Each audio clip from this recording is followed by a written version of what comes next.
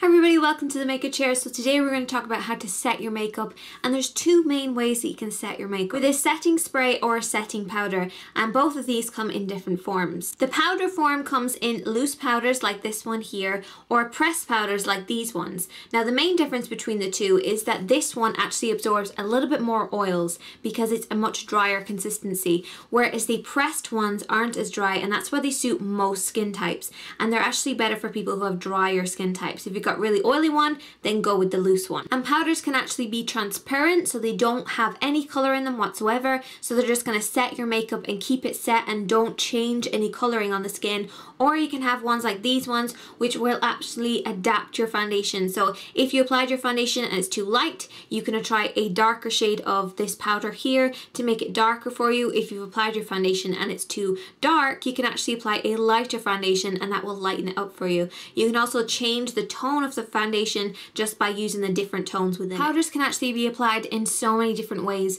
from brushes to sponges. If you want a very sheer amount of powder on your skin, use a very large brush and just lightly dust it over the skin. Remember to always work in a downward stroke once you're finished to make sure that all the hairs are lying flat so that you don't have that cakey, hairy kind of face effect.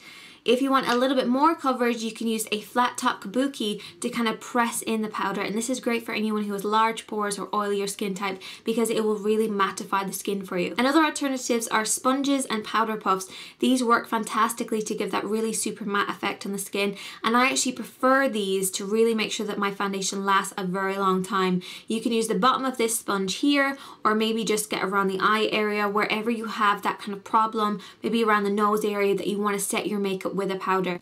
And setting sprays are great for anybody who doesn't like using powders. If you just hate using powders on your skin and you don't like that cakey effect, but you want your foundation to last longer, then you can try Model in a Bottle or any of the ranges of setting sprays that are out there.